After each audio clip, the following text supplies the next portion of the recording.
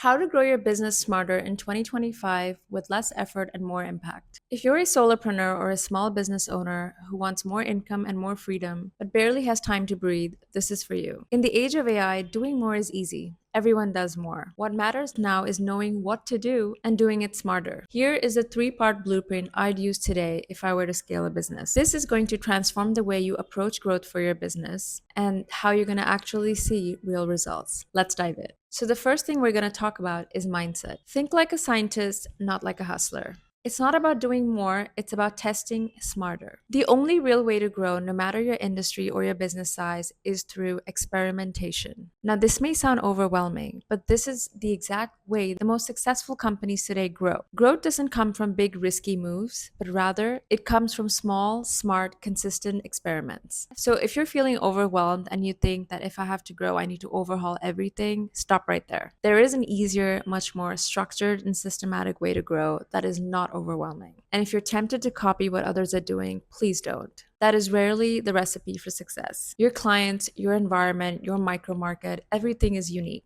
We have to approach growth for your business. So, the mindset that I'm talking about is using hypothesis led experimentation. Now, this may sound like big fancy words, but actually, what it means is just testing thoughtful ideas systematically. And don't worry, I'm going to show you exactly how to do that for your business by the end of this video. I was the head of monetization and growth at a startup I worked at, which today is a unicorn, which means it has over $1 billion in valuation. My sole job was to run experiments. We tested everything. We tested pricing, we tested how the software was packaged, we tested how to communicate with the users, we tested different app experiences. Everything was a hypothesis-driven test. And that's how we saw what worked, what didn't work, and that's how we grew. And those constant experiments led to massive revenue gains. And this doesn't just apply to business, it applies to life. In fact, if you haven't read Atomic Habits by James Clear, I highly recommend that book. In that, James Clear talks about how the British cycling team became world champions by making 1% improvements across everything from bike seats to sleep. Small levers, when you optimize consistently, become monumental wins. This brings us to the second part of our blueprint, which is framework. Now that we know what mindset we need to understand what framework we can apply to simplify things and grow our business. Your revenue equation is how you make money at the most fundamental level. This is first principles thinking, where you take something big and vague like growth and you break it down into me-see parts, which is mutually exclusive, collectively exhaustive. And sustainable growth will come from understanding these simple levers that are going to impact your revenue.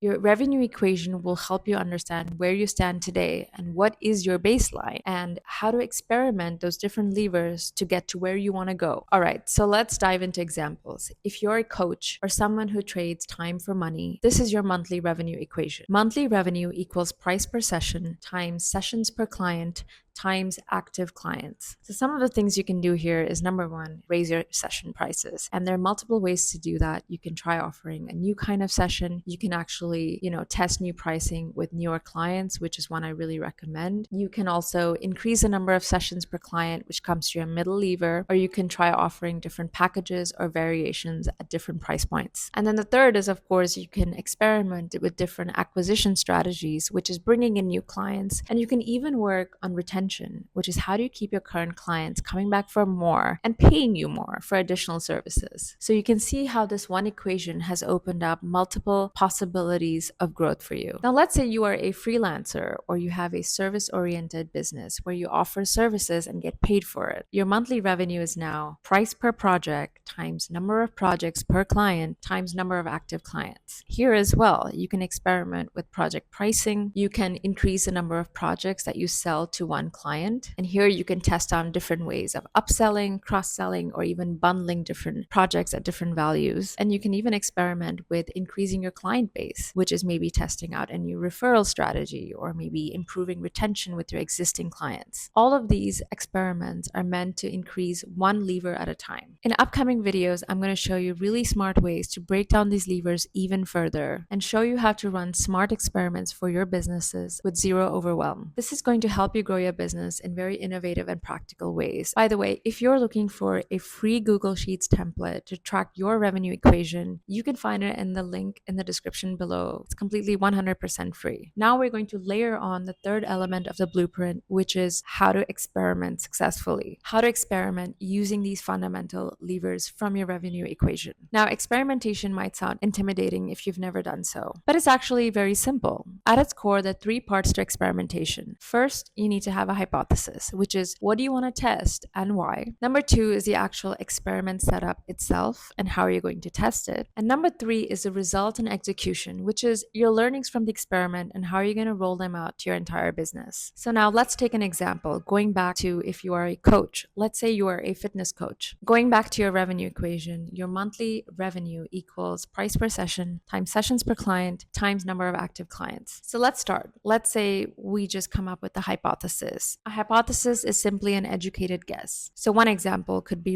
in relation to the price per session part of the revenue equation, which is I believe that I'm undercharging my clients and that my clients will actually pay more for the value I provide. Now you have a clear focus on what to experiment with and how to set up an experiment successfully to test that key point. Remember, a good experiment always gives a very clear output. It either proves the hypothesis correct or it proves it wrong. It can't be in limbo. So to avoid vague results, always test one lever at a time with a very specific variable. So in this case, it's price per session, and maybe perhaps it's just for one type of category. Now, when it comes to the experiment, here's a simple experiment setup to test exactly that. For the next new client, raise your price by X%, let's say 10%. If they agree easily, test another 10% hike for your next new client and keep going until you hit your price ceiling, which is the maximum price that your new clients are willing to pay for you. This is really valuable knowledge, which you would not know unless you actually test it out. So now you come to step 3, which is your results and your execution. If your clients accept the price without hesitation, that is your hypothesis confirmed. Now you can actually set this as a new price for a future client. Now, let's say you face resistance, right? And the new client doesn't readily accept the new price. That's also valuable learning. So now you know that your price is actually a very good market price. Another thing to double click on is to see whether the client that you tested on is the ideal fit for your business.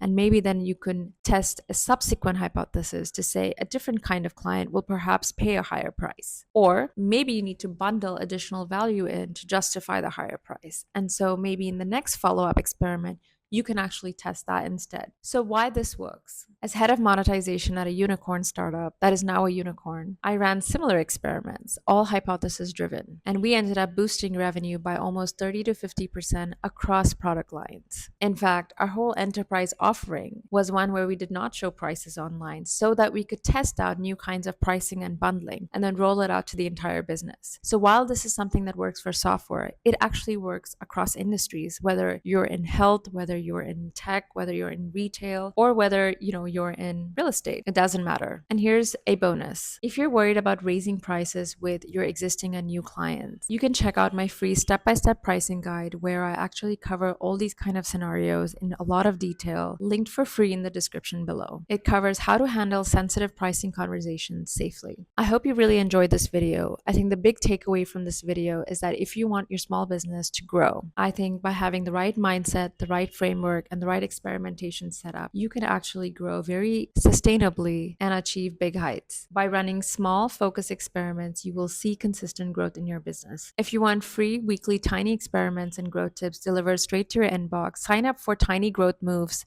which is my free newsletter that helps over 1,500 small businesses and coaches today. And if you found this content useful, please do subscribe. It helps support my work and I can understand better the kind of content you're looking for. I'll see you next time. I hope you have a wonderful day.